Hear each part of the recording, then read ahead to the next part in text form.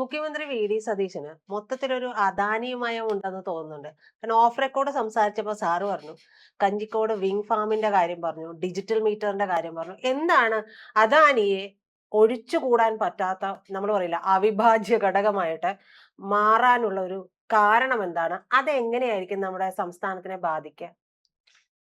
അദാനിയോട് വളരെ താല്പര്യം നമ്മുടെ വി.ഡി. സതീശനുണ്ട് എന്നുള്ളതാണ് നമുക്ക് തോന്നാൻ കഴിയുന്ന ഒരു കാര്യം. ഉം. അതിലൊന്നാമത്തെ കാര്യം എന്ന് പറയുന്നത് 1995 കേരളത്തിൽ ആദ്യത്തെ ഒരു കാറ്റാടിപ്പാടം ഉണ്ടാക്കിയിരുന്നു. അത് ഉം. കഞ്ചിക്കോടാണ്. അപ്പോൾ ആ കഞ്ചിക്കോട് വിൻഫാം, അതായത് കഞ്ചിക്കോട് വാളയാർ റൂട്ടിലാണ് ആ വിൻഫാം ഉള്ളത്. ആ വിൻഫാമിൻ്റെ ചുമതല ഇപ്പോൾ ഏതാണ്ട് 6 കൊല്ലമായിട്ട്, കഴിഞ്ഞ 10-20 കൊല്ലമായിട്ട് അത് പ്രവർത്തിച്ചുകൊണ്ടിരുന്നു. അത് കഴിഞ്ഞിട്ട് അതിന് ജനറേറ്ററും കാറ്റാടിപ്പാടങ്ങളൊക്കെ റിന്യൂ ചെയ്യേണ്ട ആവശ്യമുണ്ടായിരുന്നു. പക്ഷേ 6 കൊല്ലമായിട്ട് അത് അത്രത്തോളം പ്രോപ്പർലി പ്രവർത്തിച്ചിരുന്നില്ല. ഉം. അപ്പോൾ അതിപ്പോൾ നമ്മുടെ പ്രിയപ്പെട്ട അദാനി ഗ്രൂപ്പിന് കൊടുക്കാൻ തീരുമാനിച്ചു. ഓ. അപ്പൊ അത് വെറുതെ അവിടെ ഒരു കാറ്റാടിപ്പാടം ഇങ്ങനെ കിടക്കണില്ലേ എന്ന് വിചാരിച്ചു. ഞാൻ ഇന്നലെ പറഞ്ഞ പോലെ ഇന്നലെ തന്നെ വെറുതെ കുറെ സ്ഥലങ്ങൾ ഭൂമി ഇങ്ങനെ കിടക്കുന്നു. ഭൂമിയൊക്കെ കളപടിച്ച് കിടക്കണം, വെറുതെ ആർക്കെങ്കിലും എഴുതി കൊടുക്കുന്നു പറയുന്നത്. പണ്ട് അങ്ങനെ ഉണ്ടായിരുന്നു. പണ്ട് ഇപ്പൊ നമ്മുടെ സുഹൃത്തായിട്ടുള്ള ഒരുത്തന് ഒരുപാട് സ്ഥലങ്ങൾ അവന്റെ അച്ഛൻ്റെ അച്ഛനും ഒക്കെ കിട്ടിയത് ആ. ഈ പറയുന്ന സ്ഥലം നിർബന്ധിച്ച് ഏൽപ്പിക്കുമായിരുന്നു. എന്ന് വെച്ചാൽ നികുതി പിരിക്കാൻ വേണ്ടി. ഓ.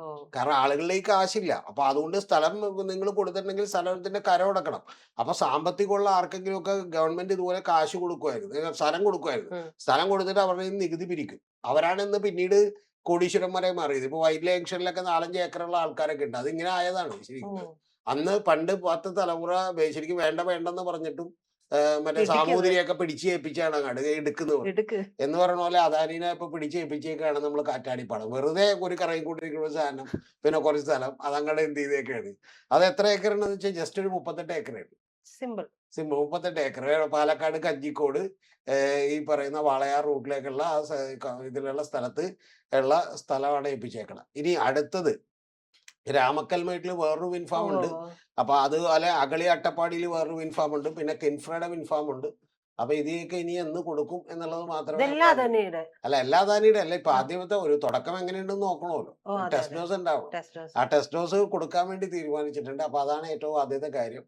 എന്ന് പറഞ്ഞാൽ ഇതെല്ലാം പ്രൈവറ്റൈസ് ചെയ്യുക എന്നുള്ളതാണ് ചിന്തിച്ചേക്കണം. അപ്പൊ ഈ ബഡ്ജറ്റ് തന്നെ ഒരു പ്രൈവറ്റൈസേഷൻ ലക്ഷ്യമിട്ടിട്ടുള്ള ഒരു ബഡ്ജറ്റാണ്. അതിനു വേണ്ടി. അപ്പൊ അങ്ങനെ വളരെ ഗംഭീരമായിട്ട് ഇപ്പൊ ഇതിൽ നിന്ന് ഏതാണ്ട് നമുക്കൊരു 5 മെഗാവാട്ട്സ് വൈദ്യുതിയൊക്കെ ഉൽപ്പാദിപ്പിക്കാൻ കഴിയുന്ന ഒരു കാര്യമാണ്. അതിപ്പോ 7.8 മെഗാവാട്ട് വരെയൊക്കെ ഉൽപ്പാദിപ്പിക്കാൻ കഴിയുമായിരുന്നു.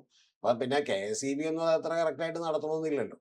അപ്പൊ എന്താണെങ്കിലും ശരി, വെറുതെ നമ്മൾ ഈ നഷ്ടത്തിലോടുന്ന പരിപാടിയൊക്കെ ചെയ്തിട്ട് അത് അദാനി കൊടുത്ത് പാവം അദാനി എന്ത് ചെയ്യട്ടെ, കഞ്ഞിയെ കുടിച്ച് ജീവിക്കട്ടെ എന്ന് വിചാരിച്ചിട്ടാണ് കൊടുത്തേക്കുന്നത്. അപ്പോ ഈ വിങ് ഫാമിന്റെ ഏതാണ്ട് ഒരു ധാരണ ഇങ്ങനെയാണ്. അത് കഴിഞ്ഞ് പിന്നെ ഡിജിറ്റൽ മീറ്ററിലേക്ക് വരുന്നുണ്ടല്ലോ.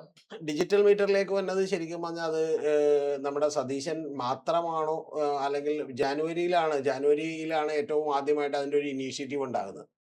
അത് തന്നെ ഏറ്റവും രസകരമായിട്ടുള്ള ഒരു കാര്യമാണ്. ജനുവരിയിൽ ഇതിന്റെ ഒരു ഇനീഷ്യേറ്റീവ് ഉണ്ടാകുന്നു, ഒരു ടെൻഡർ വിളിക്കുന്നു. ആ ടെൻഡർ എന്ന് പറയുന്നത് 3400 കോടി രൂപയുടെ ടെൻഡറാണെന്ന് ആലോചിക്കണം. അതായത് 50 ലക്ഷം ഡിജിറ്റൽ മീറ്ററുകൾ സ്ഥാപിക്കുന്നതിന് വേണ്ടിയിട്ടാണ് ടെൻഡർ വിളിച്ചത്. അത് സത്യത്തിൽ ഇവിടെ ഒരു ഗവൺമെന്റ് ഇല്ലാതിരുന്നപ്പോൾ ചെയ്തേക്കുന്ന ഒരു പണിയാണ്. അതെന്ന് പറഞ്ഞിട്ടുണ്ടെങ്കിൽ മറ്റേ ഇലക്ഷൻ നടന്നുകൊണ്ടിരിക്കുമ്പോൾ, ജനുവരിയിലൊക്കെ ഇലക്ഷൻ, ജനുവരി 17-ാം തീയതി ഇലക്ഷനൊക്കെ പ്രഖ്യാപിച്ച് നടക്കാൻ പോകുന്ന സമയത്ത് ഇവിടെ ഒരു ശക്തി മന്ത്രി യഥാർത്ഥത്തിലില്ല. കാരണം ഇലക്ഷൻ കമ്മീഷൻ എല്ലാം നിയന്ത്രിക്കുന്ന ഒരു അവസ്ഥയാണല്ലോ. അപ്പോൾ അതിന് ശേഷമാണ് ഇത് ഉണ്ടായിട്ടുള്ളത്. ഈ കഴിഞ്ഞ 17-ാം തീയതി, അതായത് നമ്മുടെ വി.ഡി. സതീശൻ ഗവൺമെന്റ് അധികാരം ഏറ്റെടുക്കുന്നതിന് തൊട്ട് മുമ്പത്തെ ദിവസം, അതായത് ജൂൺ 18-ന്, ജൂൺ 17-നാണ് അദ്ദേഹം ജൂൺ 18-ന് അധികാരം ഏറ്റെടുക്കുന്നതിന് മുമ്പ് 19-ാം തീയതി തൊട്ടടുത്ത ദിവസം തന്നെ ഇതിന്റെ ഒരു ടെക്നിക്കൽ ബിഡ് ഇവർ ഓപ്പൺ ചെയ്തിട്ടുണ്ട്. ടെക്നിക്കൽ ബിഡ് എന്ന് പറഞ്ഞാൽ സാങ്കേതികമായവർക്ക് കൊടുക്കാമെന്ന് തത്വത്തിൽ തീരുമാനിക്കുന്നതാണ്. പിന്നെ സാമ്പത്തികം മാത്രം ചർച്ച ചെയ്യേണ്ട ആവശ്യമുള്ളൂ. അപ്പൊ അതിലേക്ക് വേണ്ടിയിട്ട് ഏതാണ്ട് 11 കമ്പനികൾ ഇതിനു വേണ്ടി അപേക്ഷിച്ചിരുന്നു. അപ്പൊ 11 കമ്പനികളിൽ മിക്കവാറും അദാനിയാണ് ഏറ്റവും പ്രമുഖമായിട്ടുള്ള ഒരു കമ്പനിയായിട്ട് അതിനകത്തുള്ളത്.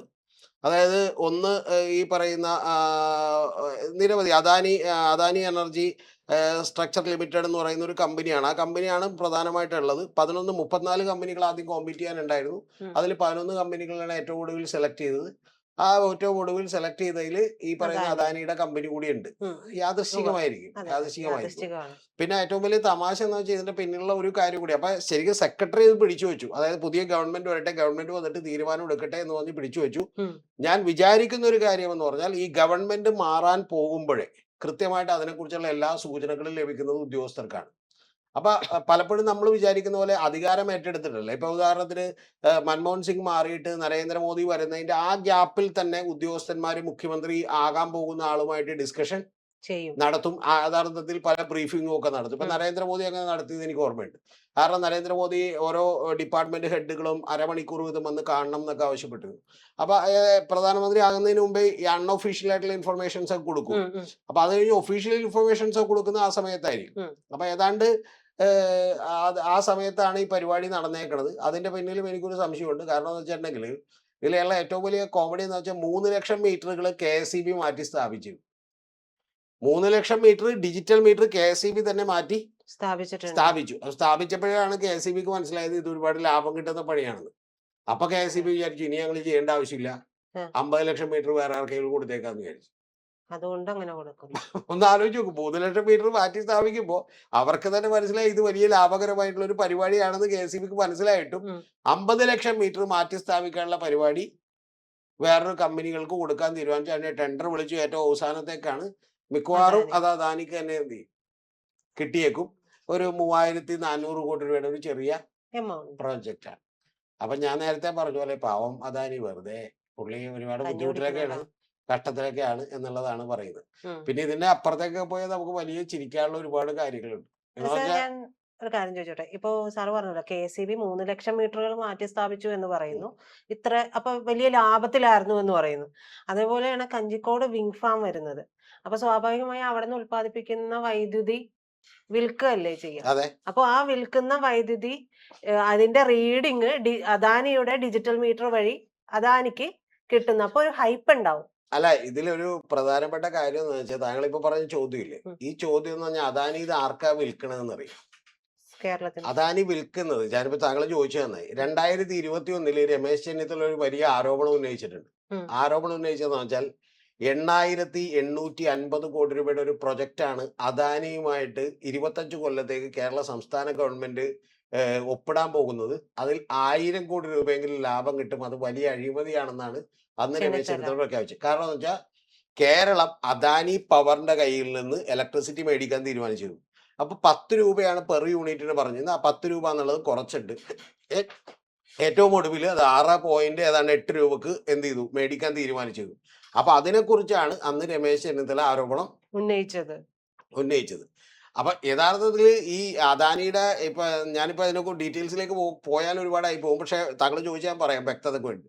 ഇപ്പൊ അദാനിയുടെ പരിപാടി എങ്ങനെയാന്ന് വെച്ചാൽ അദാനി ഇപ്പൊ ഒരു വലിയ കോടിക്കണക്കിന് രൂപയുടെ അഴിമതി നടത്തി എന്ന് പറഞ്ഞ് ഞാനൊരു വീഡിയോ ചെയ്തിട്ടുണ്ട്. അതായത് $3 ബില്യൺ അമേരിക്കയിൽ നിന്ന് മേടിക്കുകയും അമേരിക്കയിൽ ആ പണം ഇവിടെ അഴിമതി വേണ്ടി ഉപയോഗിക്കുകയും ചെയ്തു, കൈക്കൂലി കൊടുക്കാൻ വേണ്ടി ഉപയോഗിക്കുകയും ചെയ്തു എന്നുള്ളതിന്റെ അടിസ്ഥാനത്തിൽ അമേരിക്കയിൽ ഒരു കേസെടുത്തത് നിങ്ങൾക്ക് എല്ലാവർക്കും ഓർമ്മയുണ്ടാവും അദാനിക്കെതിരെ. അതിന്റെ പിന്നിലുള്ള യാഥാർത്ഥ്യം എന്ന് വെച്ചാൽ അദാനി എന്താ ചെയ്യണമെന്ന് വെച്ചാൽ അദാനിയും സംസ്ഥാന ഗവൺമെന്റും നേരിട്ടൊരു ബന്ധമില്ല. പകരം അദാനി ഈ ഇത്രയും അത് കേന്ദ്ര ഗവൺമെന്റിന്റെ കമ്പനി ഉണ്ട്. ആ കേന്ദ്ര ഗവൺമെന്റിന്റെ കമ്പനി സ്റ്റേറ്റ് ഗവൺമെന്റിന്റെ കമ്പനി തമ്മിൽ ഒരു കരാറിൽ ഏർപ്പെടും. അതായത് ഞങ്ങൾ ഇത്രത്തോളം വൈദ്യുതി മേടിച്ചോളാം എന്ന് പറഞ്ഞൊരു കരാറിൽ ഏർപ്പെടും.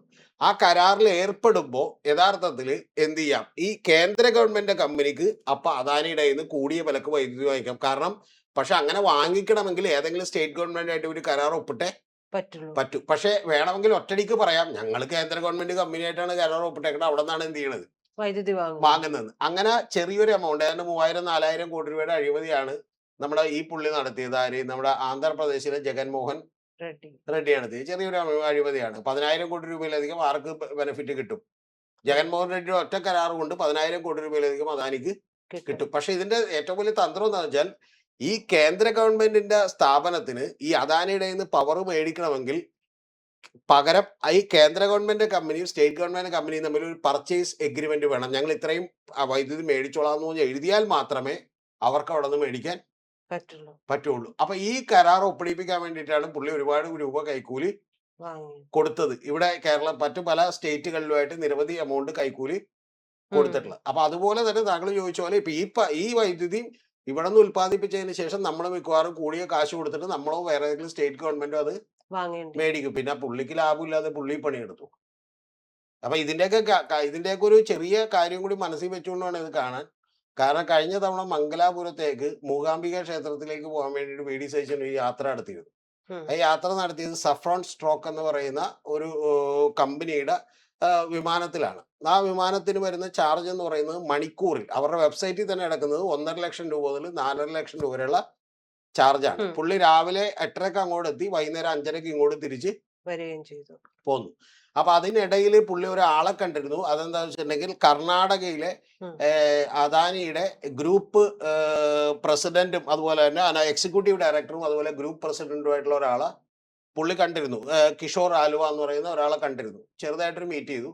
അപ്പൊ ഈ കിഷോർ ആലുവനെ എന്തിനാണ് കണ്ടത്, പുള്ളി എന്തിനാണ് ഈ 10-25 ലക്ഷം രൂപ കൊടുക്കി ഇത്രയും വലിയൊരു യാത്ര മംഗലാപുരത്തേക്ക് നടത്തിയത് എന്നൊക്കെ ചോദിക്കുമ്പോൾ അവിടെ പുള്ളി കണ്ടിട്ടുള്ള വേറെ ഈ നേതാക്കന്മാരുണ്ട്. എൻ ഡി എയുടെ നേതാക്കന്മാരാണ് അവര്, ജനതാദളിന്റെയൊക്കെ നേതാക്കന്മാരാണ്. ഇദ്ദേഹം പറയുന്നത് അത് നമ്മുടെ ആര്യാടൻ മുഹമ്മദിന്റെയൊക്കെ ബന്ധു ആയതുകൊണ്ട് ഞാൻ കണ്ടാണെന്നാണ് പറയുന്നത്. അപ്പൊ പുള്ളിയുടെ ന്യായീകരണം കേട്ടിട്ടാണ് ഞാൻ നമ്പരെന്ന് പോയത്.